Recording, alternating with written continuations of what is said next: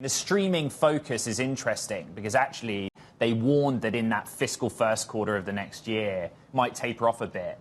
But I don't think I've ever seen, have you ever seen Disney say, for the next 3 years we'll see earnings growth, and this is how we feel about the streaming business in particular? Yeah, I mean, I think this is a major inflection point for Disney. It's an incredible value for investors at this price, literally trading at half the value of Netflix, but with all these other businesses in sports and in experiences. So, you know, their streaming businesses grew like crazy during the pandemic, but they were spending so much money it made no sense. And now they've gotten this right. And as they move forward with aggressive pricing, actually, and incredibly good content, people are not canceling their Disney and they're not canceling their Netflix, but we've seen a lot of churn in the other streamers. So what we've really seen is what we hoped, which is Disney and Netflix have come out as the winner in streaming. Caro asked a really interesting question about password sharing. You know, we got that wrong with Netflix. You know, didn't seem to impact Netflix negatively necessarily.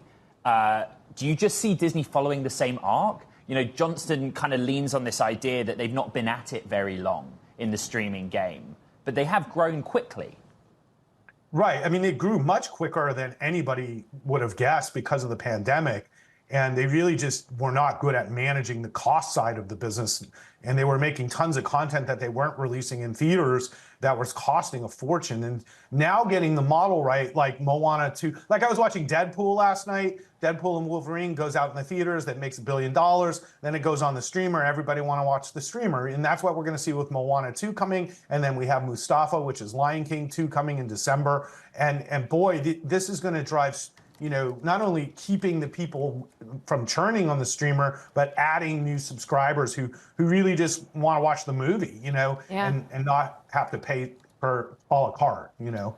What's interesting, Ross, is that Hugh in particular tried to articulate this vision that, yes, TV cable is showing weakness, but it basically feeds the beast of streaming and stop looking at it separately.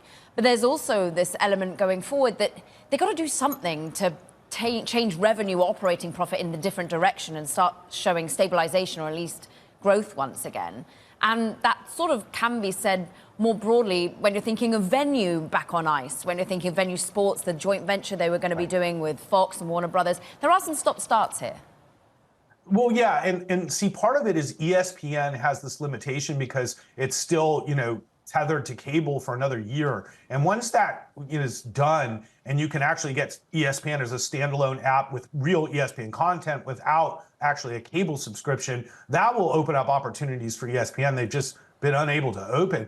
But the cable issue is one that will continue to be one for some time. And you know, some cable companies get it, like Spectrum, where they've pivoted in the business and tried to create value for cable subscribers. But like, mostly young people today don't even know what cable is. So, you know, so feeding the beast of streaming is the appropriate strategy. And young people today will sign up for multiple streamers and pay the money, and it's still cheaper than cable from the old days. But, you know, Netflix and Disney have the opportunity to really engage a global audience that has, you know, potentially as many as 500 million, maybe 1 billion subscribers total in this total market globally that they can grow to. Let's just look at that valuation. You talked about how basically Disney is half a Netflix. It is when you're looking at forward estimate, like price to forward earnings is 42 on Netflix. They're never going to trade at that valuation if they are using a hedge of experiences, using a hedge of older consumers with cable. Well, right. It's a much clunkier, capital-intensive business than Netflix, hence the higher PE multiple. But I'm also just talking about pure market cap. Yeah. You know, so the valuation, that the premium valuation Netflix gets is certainly deserved. But what we're saying is that Disney is really trading at a discount on all levels in the marketplace today. I mean, it's cheaper than the S&P PE when you look at forward. And then you start thinking, wait, now this business is really growing at double digits going into the fairly decent midterm. And, you know, once again, experiences is a wonderful business. Just because it grew crazily in 21 and 22 as everybody, you know, came back out post-pandemic, and now it's slowed, doesn't mean it's not going to continue to gain steam as we move into 25 and 26 with new cruise ship launches, which might cost Disney on the short term as they launch the new cruise ship. But over time, these cruises are like gold mines. I mean, so Disney is a cash cow. They're returning money to shareholders. They're extremely shareholder-friendly company. And, the big question is succession planning. And once they clear that up, then, Disney has a great runway over the next, 5 years.